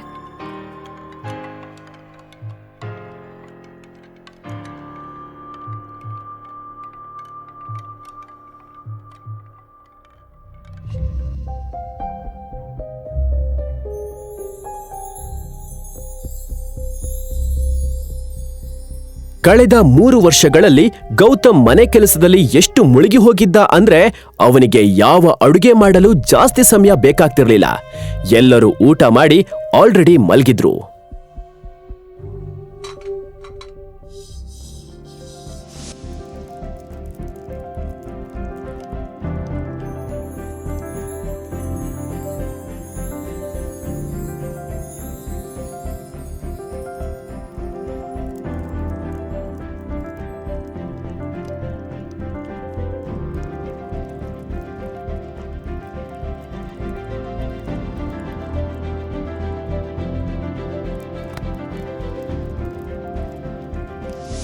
ಆದ್ರೆ ಗೌತಮ್ನ ಕೆಲ್ಸ ಇನ್ನೂ ಮುಗ್ದಿರ್ಲಿಲ್ಲ. ಅವನು ಎಲ್ಲರೂ ತಿಂದು ಬಿಟ್ಟಿದ್ದ ಹಾಗೂ ಅಡುಗೆ ಮಾಡಿದ ಪಾತ್ರೆಗಳನ್ನ ತೊಳೆಯುತ್ತಿದ್ದ. ಅದರ ಜೊತೆ ಅವನು ಅನ್ವಿತಾಳ ಬಗ್ಗೆ ಯೋಚನೆ ಮಾಡ್ತಿದ್ದ. ಇಷ್ಟು ದಿನ ಆದ್ಮೇಲೆ ಇಂದು ಅವಳ ಕಣ್ಣಿನಲ್ಲಿ ಅವನ ಮೇಲೆ ಗೌರವವನ್ನ ಕಂಡಿದ್ದ. ನಗುತ್ತಾ ಇದ್ರ ಬಗ್ಗೆ ಯೋಚನೆ ಮಾಡ್ತಿದ್ದ. ಅವನಿಗೆ ಒಂದು ಫೋನ್ ಬಂತು. ಕ್ಷಮಿಸಿ ಸರ್, ನಿಮಗೆ ಡಿಸ್ಟರ್ಬ್ ಮಾಡ್ತಾ ಇದ್ದೀನಿ. ಆದರೆ ಅಪಾಯಿಂಟ್ಮೆಂಟ್ ಲೆಟರ್ ಮೇಲೆ ನಿಮ್ಮ ಸಹಿ ಬೇಕಿತ್ತು. ನೀವು ಯಾವಾಗ ಬರ್ತೀರಾ ಸರ್? ನಾಳೆ ಬೆಳಗ್ಗೆ ಆಫೀಸಿಗೆ ಬರ್ತೀನಿ. Okay sir. ಇಷ್ಟು ರಾತ್ರಿ ಯಾರ ಜೊತೆ ಫೋನಲ್ಲಿ ಮಾತಾಡ್ತಿದ್ಯಾ? ಅದು ಯಾರೋ ಕ್ರೆಡಿಟ್ ಕಾರ್ಡ್ ಅವರು ಯಾವಾಗಲೂ ಫೋನ್ ಮಾಡ್ತಾನೆ ಇರ್ತಾರೆ. ಸಾಕಾಗಿದೆ ನನಗೆ. ಎಷ್ಟು ಡಿಸ್ಟರ್ಬ್ ಮಾಡ್ತಾರೆ ಗೊತ್ತಾ ನಿಂಗೆ? ಇವರಿಂದ ನನಗೆ ನಿಜವಾಗ್ಲೂ ತಲೆ ಕೆಟ್ಟಿದೆ.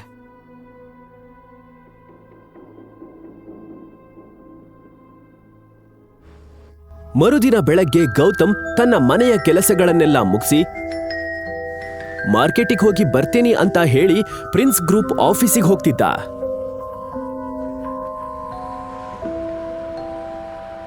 Good morning sir.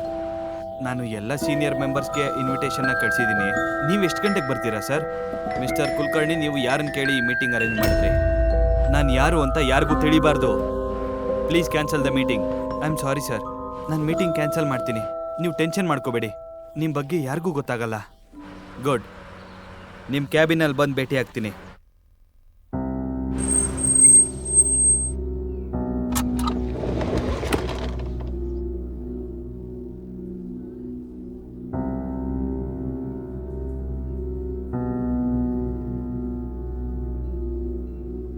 ಭಾವ, ನೀವ್ ಇಲ್ಲೇನ್ ಮಾಡ್ತಾ ಇದ್ದೀರಾ? ದಾರಿ ತಪ್ಪಿ ಇಲ್ಲಿಗ್ ಬಂದಿದ್ದೀರಾ? ಯಾಕಂದ್ರೆ ಕಂಪ್ನಿ ನಿಮ್ಮಂತ ಲೂಸರ್ಸ್ಗಲ್ಲ. ಅವನ ಎದುರು ನಿಂತಿದ್ದ ಹುಡುಗಿ ಬೇರೆ ಯಾರೂ ಅಲ್ಲ, ಅನ್ವಿತಾಳ ಕಸಿನ್ ಶರಣ್ಯ. ಶರಣ್ಯ ಅನ್ವಿತಾ ಮೇಲೆ ತುಂಬಾ ಜಲಸಿ ಇತ್ತು. ಆಗಿದ್ದ ಅನ್ವಿತಾಳನ್ನ ಕಂಡ್ರೆ ಅವಳು ಯಾವಾಗ್ಲೂ ಉರಿದುಕೊಳ್ತಾ ಇದ್ಲು. ಗೌತಮ್ನಂತ ನಿಷ್ಪ್ರಯೋಜಕ ಗಂಡ ಸಿಕ್ಕಿದಾನೆ ಅನ್ವಿತಾಳಿಗೆ ಅಂತ ತಿಳಿದ ಮೇಲೂ ಅವಳು ತುಂಬಾ ಖುಷಿ ಪಟ್ಟಿದ್ಲು. ಒಂದ್ ನಿಮಿಷ. ಇನ್ನು ಕೆಲವೇ ದಿನಗಳಲ್ಲಿ ಶರಣ್ಯಾಳ ಮದ್ವೆ. ಅತ್ಯಂತ ಶ್ರೀಮಂತರಾಗಿದ್ದ ರಾಜಾರಾಮ್ ಪಂಡಿತ್ ಅವರ ಮಗ ಸಿದ್ಧಾರ್ಥ್ ಪಂಡಿತ್ ಜೊತೆ ನಿಶ್ಚಯವಾಗಿತ್ತು. ರಾಜಾರಾಮ್ ಪಂಡಿತ್ ಅವರ ಬಿಸ್ನೆಸ್ ರಿಲೇಶನ್ಶಿಪ್ ಪ್ರಿನ್ಸ್ ಗ್ರೂಪ್ನ ಜೊತೆ ತುಂಬಾ ಚೆನ್ನಾಗಿತ್ತು. ಇದನ್ನ ನೋಡಿ ಗಾಯತ್ರಿ ದೇವಿ ಅವರ ಮೊಮ್ಮಗಳ ಮದುವೆಯನ್ನ ಸಿದ್ಧಾರ್ಥ್ ಜೊತೆ ನಿಗದಿಪಡಿಸಿದ್ರು. ಯಾವಾಗಿನಂತೆ ಗೌತಮ್ ಶರಣ್ಯ ಮಾತಿಗೆ ಯಾವುದೇ ಉತ್ತರವನ್ನ ನೀಡಲಿಲ್ಲ ಮತ್ತು ಮೌನವಾಗಿ ನಿಂತಿದ್ದ. ಸರಿ ಬಿಡು, ನೀನೇನು ಹೇಳ್ತೀಯ ಅಂತ. ನಮ್ಮಂತವ್ರ ಮುಂದೆ ನಿಲ್ಲೋ ಸ್ಟೇಟಸ್ ಕೂಡ ನಿನಗಿಲ್ಲ. ಅಷ್ಟೇ ಅಲ್ಲ, ನಾವು ಶೇಖರ್ ಅಂಕಲ್ಗೆ ಇನ್ವಿಟೇಷನ್ ಕೊಡೋದಕ್ಕೆ ಬಂದಿದ್ದೀವಿ. ನೀನ್ ಬೇಕಾದ್ರೆ ಮದ್ವೆಗೆ ಬರ್ಬೋದು. ನಿನಗೋಸ್ಕರ ವೇಟರ್ ಕೆಲಸ ಕಾಯ್ಕೊಂಡಿರುತ್ತೆ. ನಿನ್ನ ಮದುವೆಯಲ್ಲಿ ವೇಟರ್ ಆಗೋ ಆಸಕ್ತಿ ನನಗಿಲ್ಲ.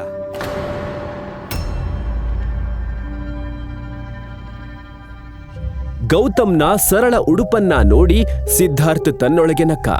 ಆದ್ರೆ ಆ ಸರಳ ಉಡುಪಿನ ಹಿಂದೆ ನಿಂತಿದ್ದವನೇ ಪ್ರಿನ್ಸ್ ಗ್ರೂಪ್ನ ಮಾಲೀಕ ಅನ್ನೋದು ಅವನಿಗೆ ತಿಳಿದಿರ್ಲಿಲ್ಲ. ಓ, ಹಾಗಾದ್ರೆ ನೀನೇ ಆ ಲೀವಿನ ಅಳಿಯ ಗೌತಮ, ಮನೆ ಅಳಿಯ. ನಿನ್ ಬಗ್ಗೆ ತುಂಬಾ ಕೇಳಿದೀನಿ. ಹೆಂಡತಿ ಹಾಕೋ ಊಟನ ತಿನ್ಕೊಂಡಿದ್ಯಾ ಅಲ್ವಾ ನೀನು? ನಿನ್ನ ನೋಡಿ ಖುಷಿ ಆಯ್ತು. ಅಂದ್ಹಾಗೆ ಫಾರ್ ಯುವರ್ ಕೈಂಡ್ ಇನ್ಫಾರ್ಮೇಶನ್, ನಿನ್ನಂತ ಲೂಸರ್ಸ್ಗೆ ಈ ಕಂಪನಿ ಅಲ್ಲ. ನೀನ್ ಇಲ್ಲೇನ್ ಮಾಡ್ತಾ ಇದ್ಯಾ? ಮತ್ತೆ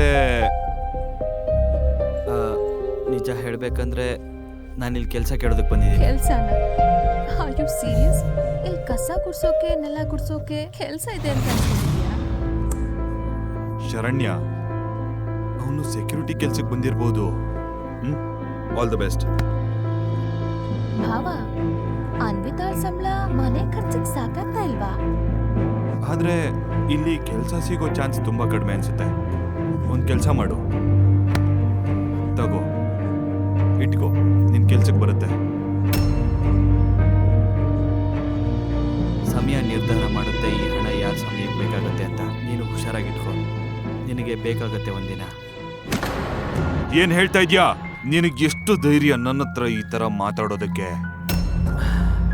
ಮುಂದೆ ಏನು ಮಾಡ್ತೀಯ ಅನ್ನೋದು ತುಂಬ ಯೋಚನೆ ಮಾಡು, ಇಲ್ಲ ಅಂದರೆ ಏನಾಗುತ್ತೆ ಅಂತ ಗೊತ್ತಿಲ್ಲ. ಏನೋ ಏನ್ ಮಾಡ್ತೀಯಾ ಹೇಳು? ಏನೋ ಮಾಡ್ತೀಯಾ? ಬೇಬಿ ಬಿಡು, ಈ ಬೀದಿ ಗುಂಡಿನ ಜೊತೆ ಯಾಕೆ ಮಾತಾಡ್ತೀಯಾ? ನಾವು ಬಂದು ಕೆಲಸ ಮುಗಿಸೋಣ. ಅವನಿಗೆ ಕೆಲ್ಸನೂ ಇಲ್ಲ, ಗೌರವವೂ ಇಲ್ಲ.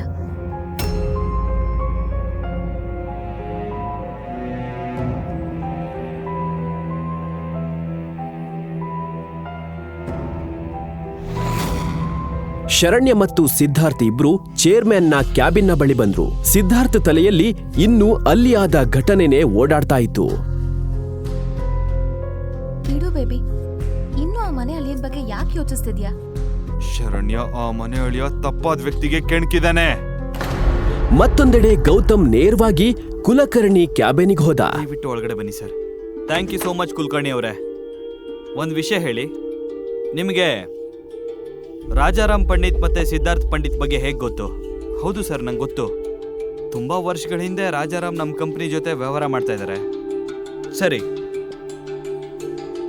ಇವತ್ತಿಂದ ಪ್ರಿನ್ಸ್ ಗ್ರೂಪ್ ರಾಜಾರಾಮ್ನ ಕಂಪನಿಯೊಂದಿಗೆ ಯಾವುದೇ ವ್ಯವಹಾರ ಮಾಡೋದಿಲ್ಲ. ಅವ್ರ ಜೊತೆ ಸೈನ್ ಮಾಡಬೇಕಾಗಿದ್ದ ಎಲ್ಲ ಡೀಲ್ಗಳನ್ನು ರದ್ದು ಮಾಡಿ, ಬೇರೆಯವ್ರಿಗೆ ಮರ್ಯಾದೆ ಕೊಡದೇ ಇರೋರಿಗೆ ನಾವು ಅವ್ರ ಜೊತೆ ಕೆಲಸ ಮಾಡೋ ಅಗತ್ಯ ನಮಗಿಲ್ಲ.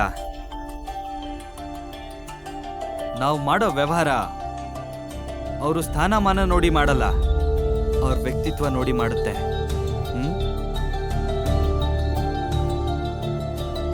ಸಿದ್ಧಾರ್ಥ್ ಗೌತಮ್ ಚೇರ್ಮನ್ ಜೊತೆ ಮಾತಾಡ್ತಾ ಇರೋದನ್ನ ನೋಡ್ತಾನ. ಗೌತಮ್ ತಂದ ಹಣದ ಹಿಂದೆ ಇರುವ ಸತ್ಯವನ್ನ ಅನ್ವಿತಾ ತಿಳಿದುಕೊಳ್ತಾಳ. ಗೌತಮ್ ಹೇಳಿದ ಮಾತುಗಳನ್ನ ಕೇಳ್ತಾ ಇದ್ದಂತೆ ಕುಲಕರ್ಣಿ ತಕ್ಷಣ ರಾಜಾರಾಮ್ಗೆ ಕರೆ ಮಾಡಿದ.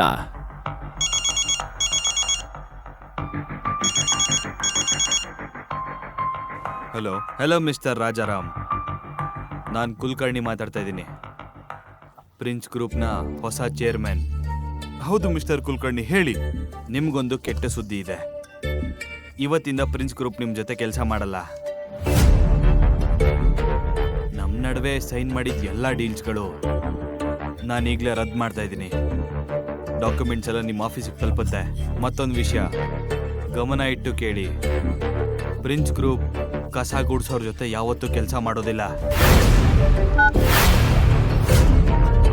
ಮತ್ತೊಂದೆಡೆ ಸಿದ್ಧಾರ್ಥ್ ಮತ್ತು ಶರಣ್ಯ ಚೇರ್ಮನ್ ಅನ್ನ ನೋಡೋದಕ್ಕೆ ಕಾಯ್ತಾ ಇದ್ರು.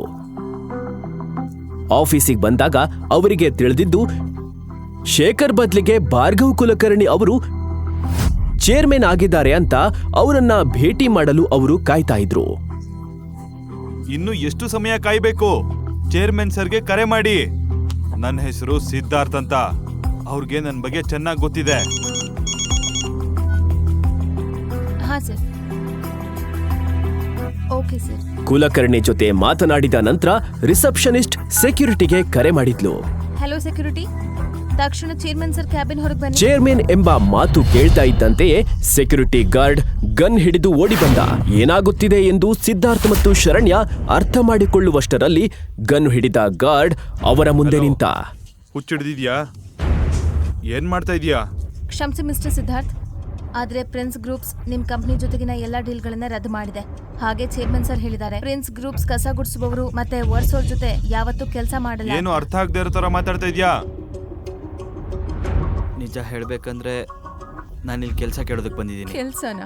ಅಯ್ಯೋ ಸೀರಿಯಸ್? ಇಲ್ಲಿ ಕಸ ಗುಡ್ಸೋಕೆ ನೆಲ ಗುಡ್ಸೋಕೆ ಕೆಲ್ಸ ಇದೆ ಅಂತ ಅಂದ್ಕೊಂಡಿದ್ಯಾ? ಇಂದು ಪ್ರಿನ್ಸ್ ಗ್ರೂಪ್ನ ಎಲ್ಲಾ ಕಾಂಟ್ರಾಕ್ಟ್ ಗಳನ್ನ ರದ್ದು ಮಾಡಿದ್ರೆ ಅವರು ಒಂದು ರಾತ್ರಿಯಲ್ಲಿ ರಸ್ತೆಗೆ ಬರುವ ಪರಿಸ್ಥಿತಿ ಬರಲಿದೆ.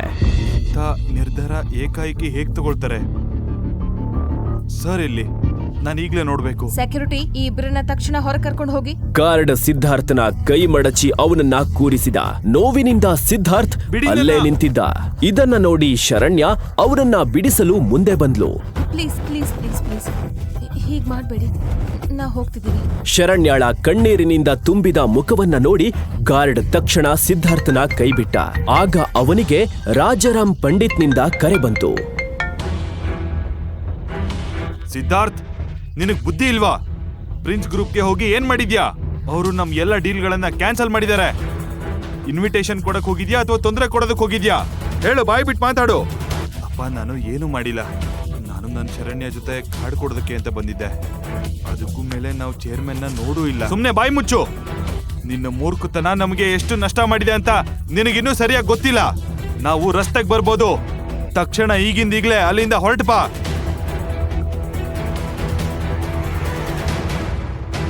ಬನ್ನಿ ಸರ್, ಹೊರಗೆ ಹೋಗೋಣ. ಗೀತಾ ಯಾವಾಗ್ಲೂ ಗೌತಮ್ನನ್ನು ಟೀಕಿಸುವ ಅವಕಾಶ ಮಿಸ್ ಮಾಡೋದಿಲ್ಲ. ಹಾಗೆಯೇ ಗಾಯತ್ರಿ ದೇವಿಯು ಗೀತಾಳನ್ನು ಅವಮಾನಿಸಿದ್ಲು.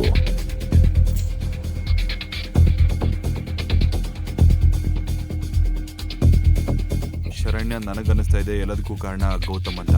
ಏನ್ ಮಾಡ್ತಾನೆ ಅವ್ನ್? ಏನ್ ಮಾಡಕ್ಕಾಗತ್ತೆ? ಅವ್ನ್ ಸ್ಟೇಟಸ್ ಕ್ಯಾರೆಟ್ಗಿಂತಲೂ ಕಡಿಮೆ. ಆದ್ರೆ ಅವನ ಮನಸ್ಸಿನ ಎಲ್ಲೋ ಒಂದ್ ಕಡೆ ಅನುಮಾನದ ಬೀಜ ಮೊಳಕೆಯೊಡೆದಿತ್ತು. ಇದ್ರ ಹಿಂದೆ ಏನಿದೆ ಅನ್ನೋದು ಖಂಡಿತ ತಿಳ್ಕೊಳ್ಳೇಬೇಕು. ಸಿದ್ಧಾರ್ಥ್ಗೆ ಪಾಠ ಕಲಿಸಿದ ನಂತರ ಗೌತಮ್ ಮನಸ್ಸು ತುಂಬಾ ಸಂತೋಷವಾಗಿತ್ತು. ಮುಂದಿನ ಕ್ಷಣದಲ್ಲಿ ಅವನು ಎಲ್ಲಾ ಡಾಕ್ಯುಮೆಂಟ್ಗಳಿಗೆ ಸಹಿ ಮಾಡಿ ಮನೆಗೆ ಹೊರಟ. ಆದ್ರೆ ಮನೆ ತಲುಪಿದ ಕೂಡ್ಲೆ ಅವನ ನಗುಮುಖ ಕ್ಷಣಾರ್ಧದಲ್ಲಿ ಮಂಕಾಯಿತು.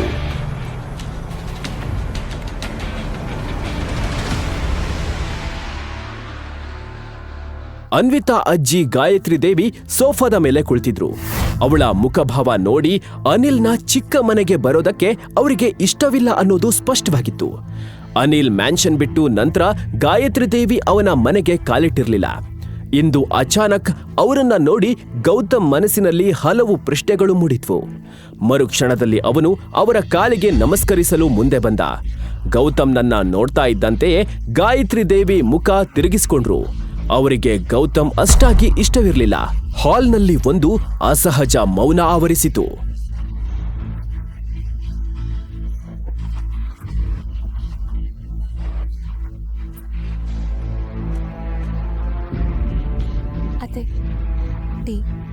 ಗಾಯತ್ರಿ ದೇವಿ ಕಪ್ಪನ್ನ ತೆಗೆದುಕೊಳ್ಳದೆ ಅದನ್ನ ನೋಡ್ತಿದ್ಲು. ಈ ಟೀಯಲ್ಲಿ ಹಾಲ್ಗಿಂತ ಜಾಸ್ತಿ ನೀರೇ ಇದೆ. ನೀನ್ ದಪ್ಪ ಆಗ್ತಾ ಇದ್ಯಾ. ಇದನ್ ತೆಗೆದುಕೊಂಡು ಹೋಗಿ ಡಸ್ಟ್ಬಿನ್ ಅಲ್ಲಿ ಹಾಕು. ಗೀತಾ ಯಾವಾಗ್ಲೂ ಗೌತಮ್ನನ್ನು ಟೀಕಿಸುವ ಅವಕಾಶ ಮಿಸ್ ಮಾಡೋದಿಲ್ಲ. ಹಾಗೆಯೇ ಗಾಯತ್ರಿ ದೇವಿಯು ಗೀತಾಳನ್ನು ಅವಮಾನಿಸಿದ್ಲು. ಎಲ್ರು ಕೇಳಿ, ನಾನ್ ಶರಣ್ಯಳ ಮದ್ವೆಗಾಗಿ ಬಂದಿದ್ದೀನಿ. ನಿಮಗೆ ಕಾರ್ಡ್ ಕೊಡೋದಕ್ ಬಂದಿದ್ದೀನಿ. ನಿಜ ಹೇಳ್ಬೇಕಂದ್ರೆ ನೀವು ಮದ್ವೆಗೆ ಬರಬಾರ್ದು ಅನ್ಸಿತ್ತು. ಆದ್ರೆ ಪಾರ್ಟಿಗೆ ಬರೋ ಜನ, ಯಾಕಂದ್ರೆ ನೀವು ನಮ್ಮ ಹೆಸರನ್ನ ಸಮಾಜದಲ್ಲಿ ತುಂಬಾ ಫೇಮಸ್ ಮಾಡಿದ್ದೀರಲ್ಲ. ಹೀಗೆ ಹೇಳುತ್ತಾ ಗಾಯತ್ರಿ ದೇವಿ ಅನ್ವಿತಾ ಮತ್ತು ಗೌತಮ್ ಕಡೆ ನೋಡಿದ್ಲು. ಅವಳ ಕಣ್ಣುಗಳಲ್ಲಿ ಕೋಪ ತುಂಬಿತ್ತು. ಮದ್ವೆಗೆ ಬನ್ನಿ, ಆದ್ರೆ ಖಾಲಿ ಕೈಯಲ್ಲಿ ಬರಬೇಡಿ. ದುಬಾರಿ ಉಡುಗೊರೆ ತರಬೇಕು. ಅನಿಲ್ನ ಸಹೋದರ ನಿರಂಜನ್ ಶರಣ್ಯಾಗೆ 35 ಲಕ್ಷ ರೂಪಾಯಿ ಕಾರನ್ನ ಗಿಫ್ಟ್ ಕೊಡ್ತಿದ್ದಾನೆ.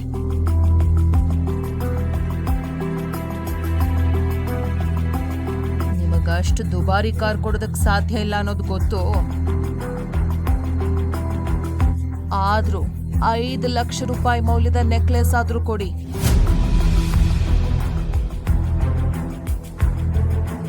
ಇದನ್ನು ಕೇಳಿ ಅನ್ವಿತಾ ಬೆಚ್ಚಿ ಬಿದ್ಲು. ಏಕೆಂದ್ರೆ ಅವಳು ಕುಟುಂಬದ ಎಲ್ಲಾ ಸೇವಿಂಗ್ಸ್ ಹಣವನ್ನ ಗೌತಮ್ ಸ್ನೇಹಿತನಿಗೆ ಕೊಟ್ಟಿದ್ಲು. ಇಲ್ಲ ಅಜ್ಜಿ, 5 ಲಕ್ಷ ರೂಪಾಯಿ ತುಂಬಾ ಜಾಸ್ತಿ ಆಯ್ತು. ನಾವ್ ಅಷ್ಟು ದುಬಾರಿ ಉಡುಗೊರೆ ತರೋದಕ್ಕೆ ಸಾಧ್ಯ ಇಲ್ಲ.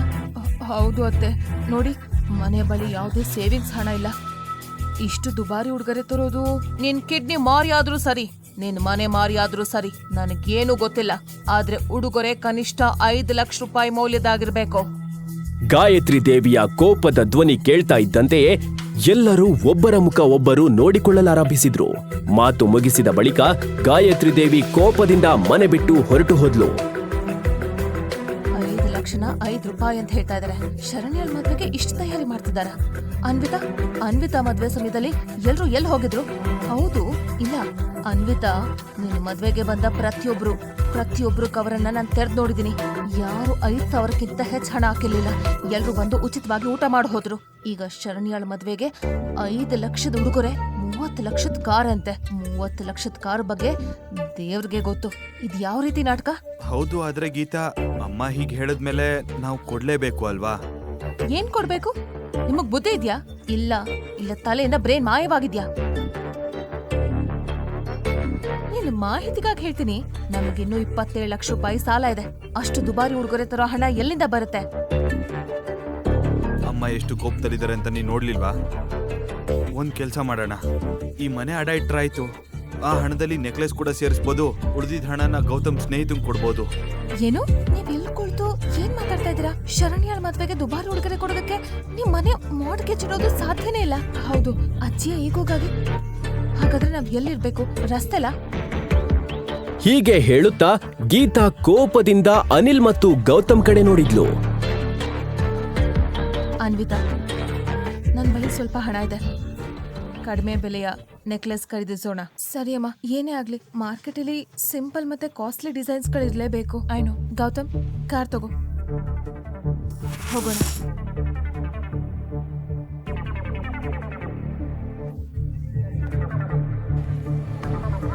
ಸ್ವಲ್ಪ ಸಮಯದಲ್ಲೇ ಎಲ್ಲರೂ ಹಳೆಯ ಮಾರುಕಟ್ಟೆ ಕಡೆ ಹೊರಟ್ರು.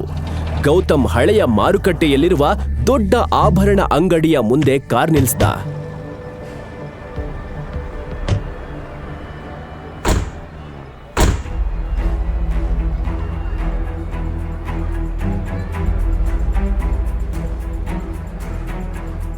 ಅದು ಅಲ್ಲಿನ ಬಹಳ ಪ್ರಸಿದ್ಧ ಜ್ಯುವೆಲರಿ ಅಂಗಡಿ.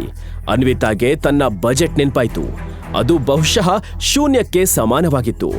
ಆದ್ರೆ ಸ್ವಲ್ಪ ಯೋಚಿಸಿದ ಬಳಿಕ ಎಲ್ಲರೂ ಅಂಗಡಿಯೊಳಗೆ ಹೋದ್ರು. ಏ ಬಾಯ್, ಬೇಗ ಮಾಡು, ಗ್ರಾಹಕರು ಬರೋ ಸಮಯ ಆಗಿದೆ. ಅವರು ಅಂಗಡಿಯೊಳಗೆ ಕಾಲಿಟ್ಟ ತಕ್ಷಣ ಒಬ್ಬ ವ್ಯಕ್ತಿ ಎಲ್ಲರನ್ನೂ ನಗುಮುಖದಿಂದ ನೋಡಿದ. ಬನ್ನಿ ಮೇಡಮ್, ಬನ್ನಿ ಕೂತ್ಕೊಳ್ಳಿ. ಏನ್ ತೋರ್ಸ್ಲಿ ಹೇಳಿ? ನಾವು ಒಂದು ನೆಕ್ಲೆಸ್ ಮತ್ತೆ ಸ್ವಲ್ಪ ಕಿವಿಯೋಲೆಗಳನ್ನ ನೋಡ್ಬೇಕಾಗಿತ್ತು. ಹೌದು. ಹಾ ನೋಡಿ ಮೇಡಮ್, ಇದು ಚೋಕೋರ್ ಡಿಸೈನ್. ಇಷ್ಟ ಆಗ್ಲಿಲ್ವಾ? ಒಂದ್ ನಿಮಿಷ ಇರಿ.